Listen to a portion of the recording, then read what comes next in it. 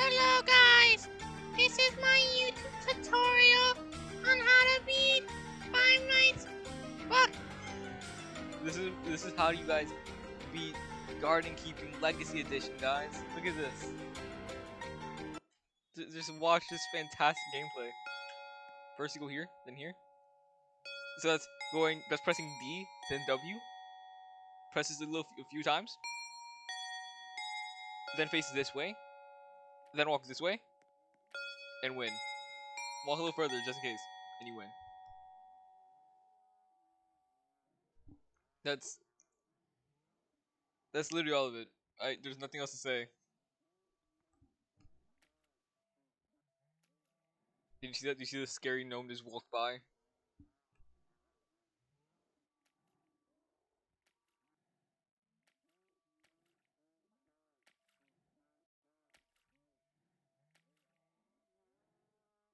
Did you see the other scary gnomes just walked by? But I have no power. Tom button's gone. Nothing's happening. I could just stay here.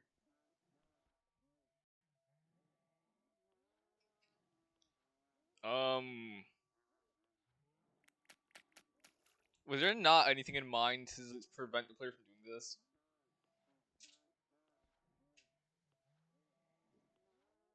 There's a screaming guy.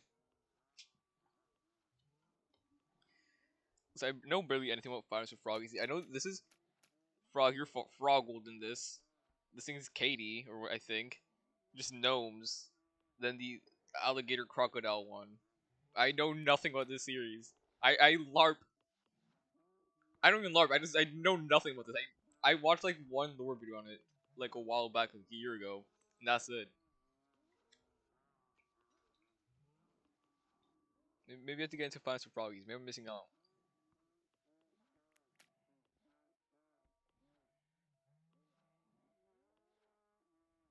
It's 2 a.m. Nothing's happening at all still.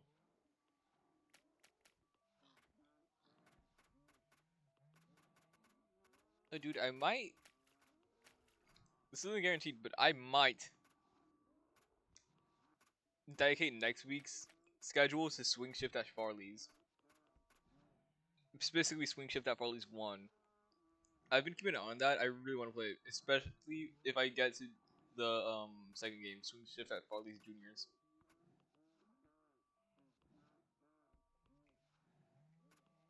I think it'd be like a pretty cool way to take the whole like playing FNAF, the official FNAF games, but slightly weirder. Cause we went from dog watching, then Farley's. I don't know where to from there. Hey, Froggold. Everyone is like bashing into each other to get into my office, and they're all failing because of it.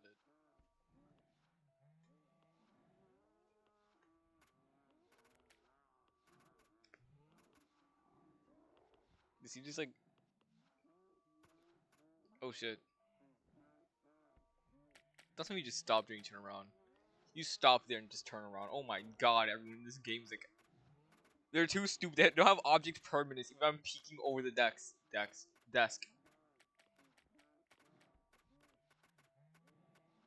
4 a.m. I haven't like moved an inch from the spot.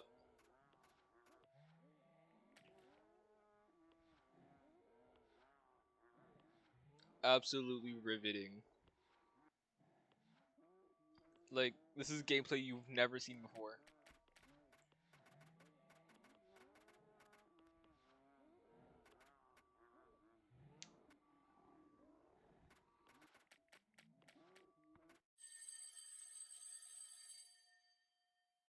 Was that the night ended? Oh. Why can't I just close that door? Like, Jesus Christ. Fantastic. Game over. Welcome to Froggold Garden. I'm out here. Oh yeah, I don't even get like a send back to me. I just get a badge. Okay. Never mind.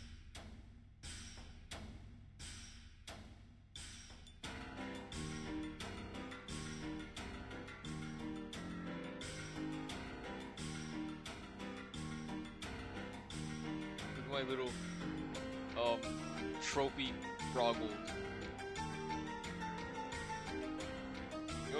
Just cause? Start the fire.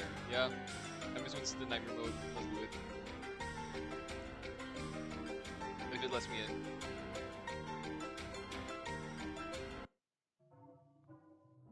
What the fuck is happening?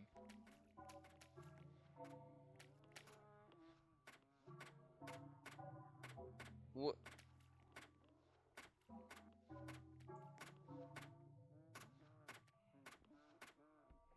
Yeah, let's make my 𝐵𝓁𝓈𝓈 here. Taunt percent.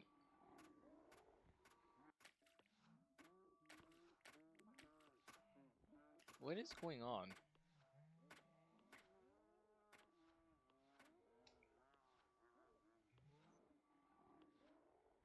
What?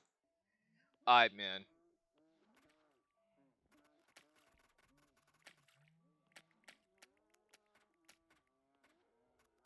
There's that thing, and it's God, it's ugly.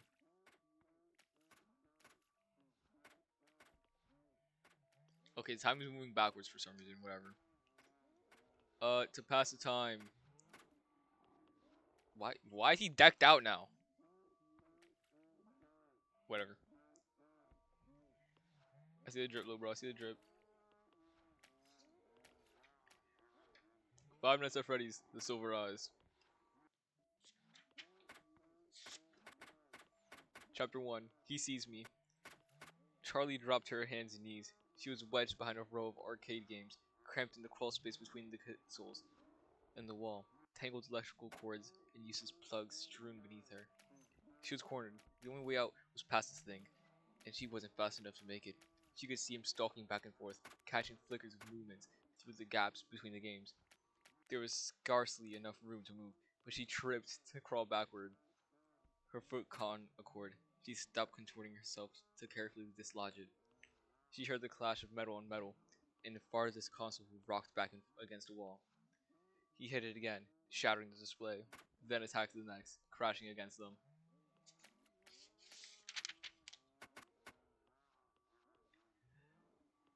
Almost rhythmically, tearing through the machinery, coming closer. I have to get out. I have to. The panicked thought was no help. There's no way out. Her arm ached, and she wanted to sob aloud. Blood soaked through the tattered bandage, and it seemed as though she could feel it draining out of her. The console, a few feet away, crashed against the wall, and Charlie flinched. He was getting closer. She could hear the grinding of gears and the clicking of servos, ever louder. Eyes closed, she could still see the way he looked at her, see the matted fur and the exposed metal beneath the synthetic flesh. Suddenly, the console in front of her was wrenched away. It toppled over, thrown down like a toy. The power cords beneath her hands and knees were yanked away, and Charlie slipped, almost falling. She caught herself and looked up just in time to see the downward swing of a hook. Welcome to Hurricane, Utah. Charlie smiled wryly at the sign and kept driving.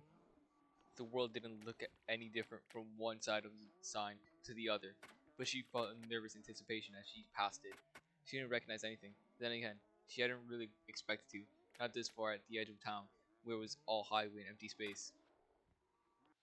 She wondered what the others would look like, who they were now. 10 years ago, they'd been best friends, and then it happened. And everything ended, at least for Charlie. She hasn't seen any of them since she was 7 years old. They had written all the time as kids, especially Marla, who wrote like she talked, fast and incoherent. But as they got older, they had grown apart. The letters had grown fewer and further between, and the conversations leading up to this trip had been perfunctory and full of awkward pauses. Charlie repeated their names as though to reassure herself that she remembered them. Marla, Jessica, Lamar, Carlton, John, and Michael. Michael was the reason for this trip. After all, it was 10 years since he died. 10 years since it happened. And now his parents wanted them all together for the dedication ceremony. They want all his old friends there when they announced the scholarship they were creating in his name. Charlie knew it was a good thing to do, but the gathering still felt slightly macabre. She shivered and turned down the air conditioning, even though she knew it was not the cold. As she drove into the town center, Charlie began to recognize things. A few stores in the movie theaters, which was now advertising the summer's blockbuster hit. She felt a brief moment for surprise, then smiled at herself. What did you expect? That the whole place would be unchanged? A monument to the moment of your departure, frozen forever in July 1985? Well, that exactly. That was exactly what she had expected. Fuck. She looked at her watch. Still a few hours to kill before they all met up. She thought about going to the movie, but she knew that she really wanted to do. Charlie made a left turn and headed down out of town. 10 minutes later, she pulled to a stop and got out. The house loomed up before her, its dark outline a wound in the bright blue sky. Charlie leaned back against the car, slightly dizzy. She took a moment to steady herself. With deep breaths, she had known it would be here. An illicit look through her aunt's bank books a few years before had told her that the mortgage was paid. Oh, night over. Well, looks like we still at page 4. Yeah, that's how much you like. Don't. What the fuck happened out here? It was not came out of fire. Jesus Christ. That's how like little you have to do in this game. By the way, I stood back there and read a book. That was fantastic, man. All right, now he's your extras. If you're wondering where is the discovery badge, that shit don't work. That shit do not work. You could touch Golden Froggy like for 5 minutes straight. That shit does not give you it. So for now, actually, I barely have anything to say about these guys. To be honest with you.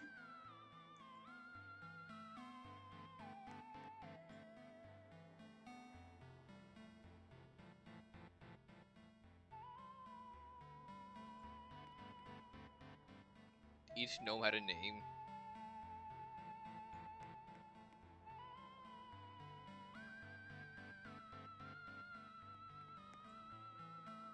Just screenshots and then more scrap content. Vandals that barely did anything. The remains.